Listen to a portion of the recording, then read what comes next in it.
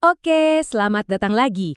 Coba deh bayangin, di balik setiap aplikasi keren yang kita pakai, ternyata ada sebuah bahasa rahasia. Dan ini bahkan bukan kode pemrograman loh. Hari ini, kita bakal bongkar blueprint atau cetak biru yang dipakai komputer buat berpikir. Ini adalah langkah yang super penting yang terjadi jauh sebelum baris kode pertama diketik. Pernah kepikiran gak sih gimana caranya aplikasi favorit kamu, game yang kamu mainin, atau bahkan feed TikTok, kok bisa pas banget gitu sama maunya kita? Seolah-olah bisa baca pikiran. Well, itu semua bukan sihir loh. Di baliknya, ada sebuah rencana yang detail banget. Sebuah resep langkah demi langkah. Nah, rencana itu dimulai dengan sesuatu yang bisa kita anggap kayak cheat code-nya komputer. Di dunia teknologi, namanya itu algoritma. Gampangnya, anggap aja ini kayak resep masak. Serangkaian instruksi yang jelas banget buat dapetin hasil yang kita mau. Jadi kenapa sih para programmer nggak langsung aja ngetik kode? Ngapain repot-repot bikin resep segala? Nah, di bagian pertama ini kita akan gali lebih dalam kenapa perencanaan itu penting banget dan kenapa algoritma itu jadi fondasi dari setiap program yang hebat. Dan ide ini tuh udah tua banget loh. Udah ada dari hampir 1200 tahun yang lalu. Asalnya dari seorang jenius matematika dari Persia, Al-Khwarizmi. Bahkan nama algoritma itu asalnya dari nama dia. Metode pemecahan masalah langkah demi langkah yang dia ciptain, sekarang jadi mesin yang ngegerakin media sosial, video game, ya seluruh dunia digital kita deh. Tapi, ya kayak resep masakan, nggak semua algoritma itu bagus kan? Ada yang bisa bikin program yang ngebut dan efisien, ada juga yang malah bikin lemot dan penuh bug. Jadi, apa sih rahasianya algoritma yang bagus itu? Yuk kita bedah bareng-bareng. Nah, buat jawab itu, kita harus kenalan dulu sama seorang legenda di dunia komputer. Namanya Donald Knuth. Dialah orang yang rumusin aturan mainnya atau kriteria emas buat bikin algoritma yang solid dan efisien. Menurut Knuth, aturannya cuma 5 dan gampang banget. Pertama, input. Resepmu butuh bahan-bahan. Kedua, output. Harus ada hasilnya dong. Masakannya harus jadi. Ketiga, finiteness. Resepnya harus ada langkah terakhir. Nggak mungkin kan kamu masak terus-terusan selamanya? Keempat, definiteness. Setiap langkahnya harus super jelas. Nggak ada tuh istilah kasih garam secukupnya. Dan kelima, efisiensi. Resepnya nggak boleh boros. Entah itu boros waktu atau boros bahan. Simple kan? Oke, kita udah tahu apa itu algoritma dan kenapa itu penting. Pertanyaan selanjutnya, gimana sih cara programmer nuangin ide algoritma mereka sebelum itu jadi kode? Nah, ternyata ada 3 alat utama di kotak perkakas mereka. Biar gampang ngebandinginnya, kita pakai satu contoh masalah yang simple aja. Ngitung keliling lingkaran.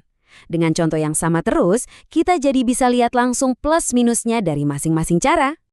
Ketiga metode ini punya karakter yang beda-beda. Kalimat deskriptif, ini yang paling gampang, kayak kita lagi ngobrol aja. Tapi, ya susah buat diubah jadi bahasa komputer. Terus ada flowchart, ini visual banget, kayak peta. Enak buat ngecek alur logikanya, tapi kalau masalahnya rumit, wah bisa penuh satu halaman sendiri. Nah yang terakhir, pseudocode. Ini dia nih jalan tengahnya. Dia pakai bahasa manusia yang jelas, tapi strukturnya udah mirip banget sama bahasa komputer. Nah, di sini bedanya kelihatan banget. Yang kiri, kalimat deskriptif, ya kayak kita ngomong biasa. Nah, yang kanan, pseudocode, jauh lebih rapi dan terstruktur. Lihat B, ada tanda panah buat masukin nilai, terus ada kata kunci kayak write buat nampilin hasil. Ini jembatan yang pas banget antara ide di kepala kita sama perintah buat mesin. Kalau flowchart, anggap aja ini GPS buat algoritma kita. Setiap bentuknya punya arti. Oval itu buat mulai dan selesai. Jajar genjang buat masukin data atau nampilin hasil. Persegi panjang itu buat ngelakuin sesuatu, kayak ngitung-ngitung. Dan yang paling penting, belah ketupat. Ini nih persimpangan jalannya, tempat program nentuin mau belok iya atau tidak. Oke, dari 3 cara tadi, sekarang kita fokus ke jagoannya para programmer. Pseudocode. Anggap aja ini tuh kayak blueprint arsitek sebelum bangun gedung. Rencana super detail biar semuanya pas dan gak ada yang salah. Jadi pseudocode itu apaan sih? Gampangnya gini, ini cara nulis algoritma yang kelihatan kayak kode, tapi sebenarnya ditulis buat dibaca manusia bukan komputer. Tujuannya biar para programmer bisa mikir, diskusi, dan benerin logikanya dulu sebelum beneran ngetik kode. Dan enaknya pseudocode itu aturannya simple banget, gak kaku. Cuma perlu pakai panah buat ngasih nilai, pakai kata-kata umum kayak read atau if, dirapiin pakai inden, terus satu perintah, satu baris. Udah, siapa aja bisa ngerti, bahkan yang nggak ngerti coding sama sekali. Dan inilah hasilnya. Cetak biru lengkap buat masalah keliling lingkaran kita tadi. Langkah 1, read, R. Kita baca dulu jari-jarinya berapa. Langkah 2, kita hitung kelilingnya, K. Langkah 3, write K. Kita tampilin deh hasilnya. Simple banget kan? Rapi, logis, dan siap diubah jadi bahasa pemrograman apapun yang kita mau. Oke, kita udah lihat apa itu pseudocode dan gimana cara kerjanya. Sekarang pertanyaannya, kenapa sih para pro itu mau buang-buang waktu bikin blueprint kayak gini? Kenapa nggak langsung coding aja?